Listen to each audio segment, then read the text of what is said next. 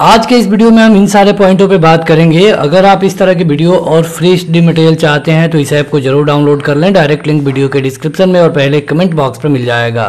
तो यहाँ पे हम बात करेंगे यूपी ट्रिपल एससी के 2600 नए पदों पे आने वाली भर्ती के लिए। इसके अलावा बताएंगे हम आपको यूपी ट्रिपल एससी के एक नए परीक्षा नियम को भी। यह परीक्षा नियम इसलिए जरूरी है क्योंकि आने वाले जो भी एग्जाम होंगे यूपी ट्रिपल एससी के, वहाँ पे आपको ये देखने को मिलेगा। आचार संहिता की अपडेट भी अब आपको देंगे, क्योंकि यहाँ पे आचार संहिता से ही ये डिपेंड होगा कि कौन सी भर्ती फंसेगी, कौन सी भर्ती हो पाएगी। इसके अलावा शिक्षक भर्ती के बारे में भी आपको अपडेट मिलेगी। तो सबसे पहले बात करते हैं यूपी ट्रिपल एससी से। तो देखिए, यूपी ट्रिपल एससी की एक लोअर मेंस की परीक्षा है जो कि 21 अक्टूबर को प्रस्तावित है। एडमिट कार्ड जारी कर दिया गया है। इसमें पहली बार आयोग आइरिस स्कैन को भी शामिल कर रहा है।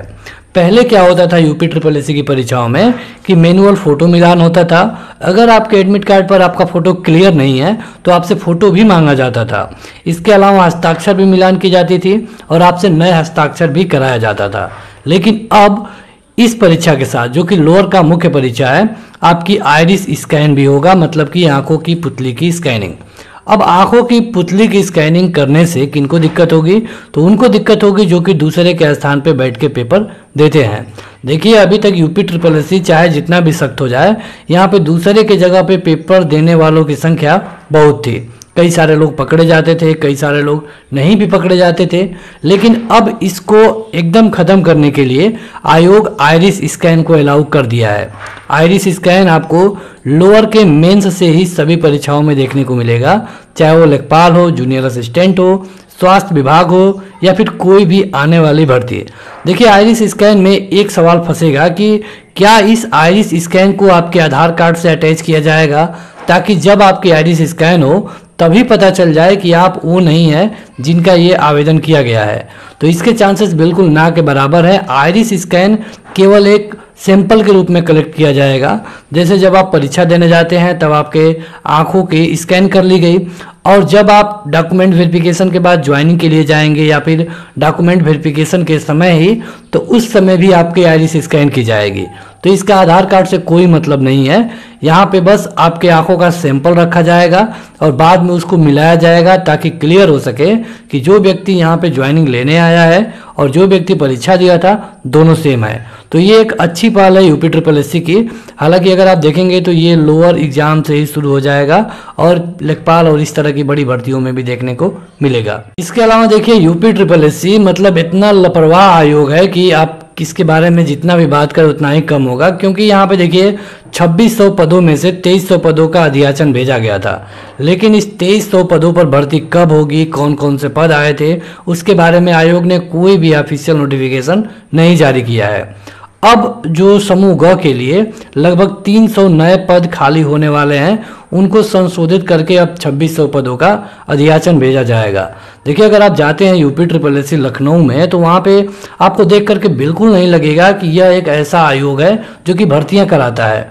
उनके पास खुद कर्मचारियों की कमी है और उन्होंने एग्जाम कैलेंडर तो ऐसा जारी कर दिया है जैसे कि एग्जाम क्रम बाई क्रम होने वाले हैं।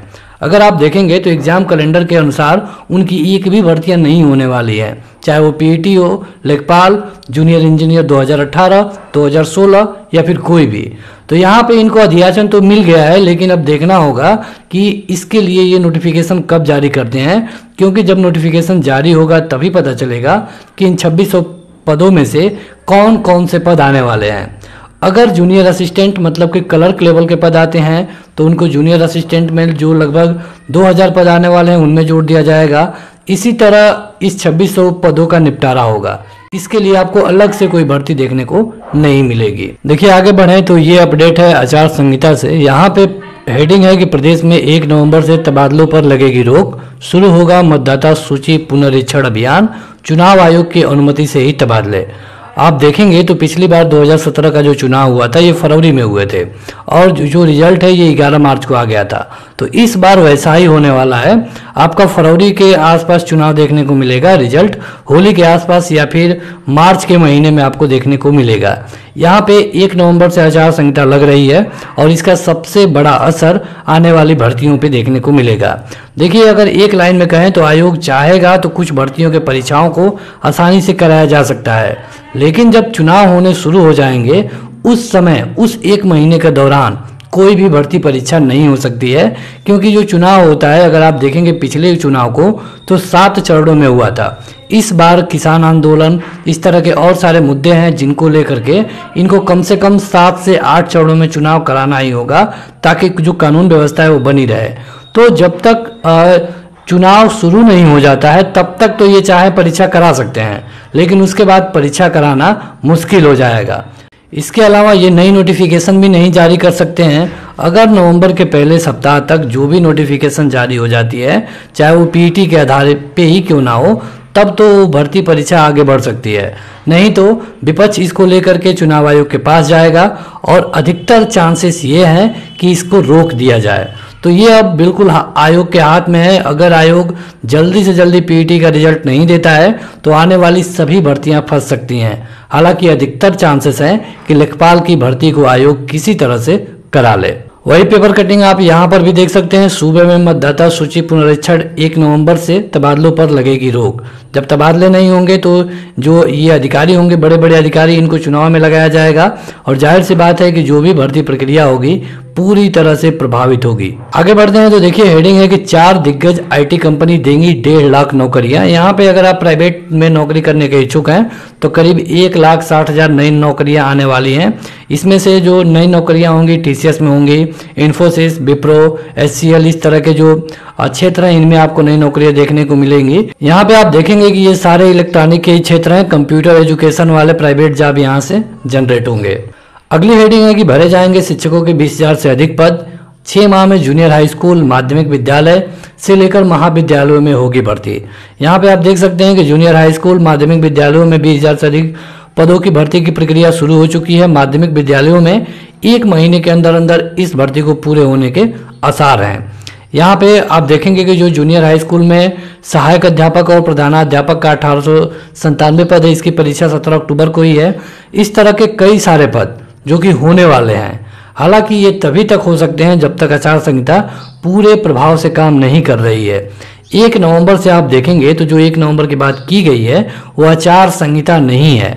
आचार संहिता उस दिन माना जाता है जिस दिन से चुनाव डेट के बारे में घोषणा कर दी जाए।